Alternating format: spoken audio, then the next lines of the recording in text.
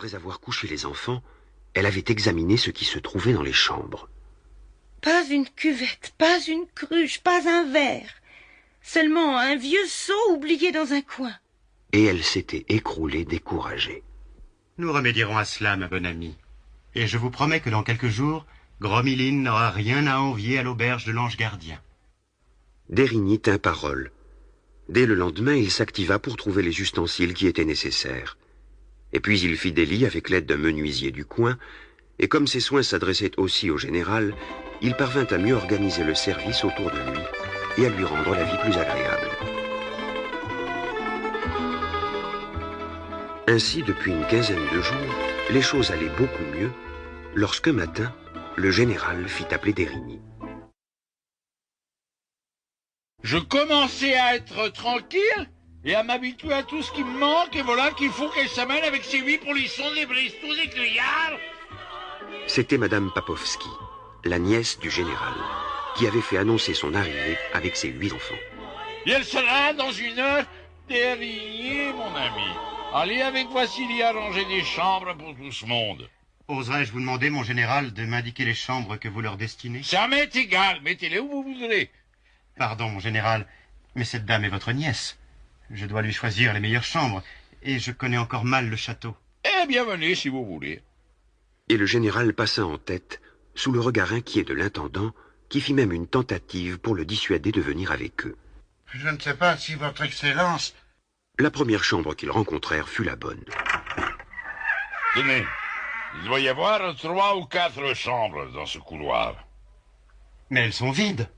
Vides? Oh, animal! Où sont passés les meubles et les rideaux? Pourquoi les murs sont-ils tachés comme si on y avait logé un régiment de cosaques? Votre Excellence sait bien que le froid, l'humidité, le soleil... Emporte les meubles, arrache les rideaux. D'Érigny, allez dire que l'on donne 100 coups de bâton à ce coquin.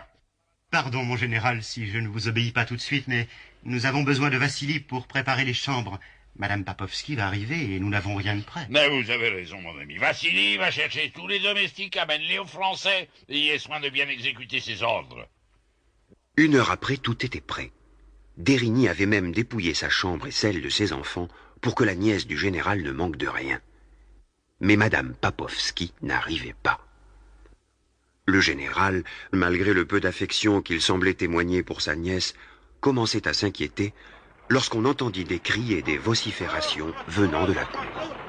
D'Érigny, vous marchez plus vite que moi. Allez voir ce que c'est. C'était la voiture de Madame Papovski qui venait d'entrer dans la cour, au galop de ses 6 chevaux sans personne dedans. Le courrier qui était venu annoncer son arrivée estima que les voyageurs avaient dû descendre de voiture et que les chevaux avaient dû s'emballer sans qu'on puisse les retenir. C'était exactement ce qui s'était passé. Et un moment plus tard, on vit arriver un lourd fourgon, tellement chargé d'hommes, de femmes et d'enfants, que les chevaux ne pouvaient avancer qu'au pas.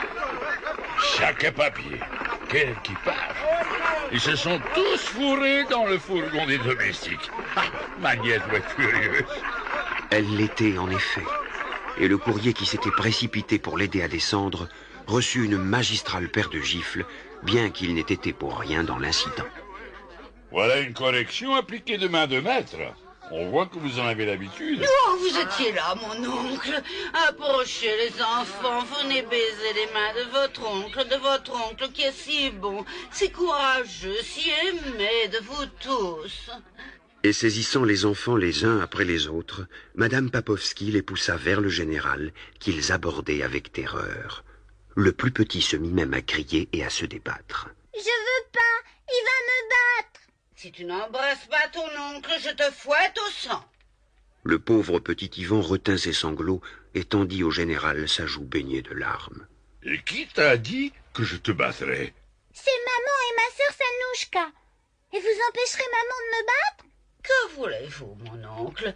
Avec 8 enfants, une masse de bonnes, de domestiques, que peut faire une femme abandonnée par son mari, sans protection, sans fortune? En attendant, ma nièce, si pendant votre séjour ici, j'apprends que vous avez fouetté vos enfants ou vos femmes, je vous en témoignerai mon mécontentement, dans mon testament.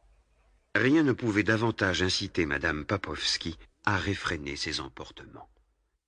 Pour continuer à écouter ce livre audio gratuitement, cliquez sur le lien dans la description et vous pourrez l'écouter en entier sans frais grâce à l'essai de 30 jours d'Audible.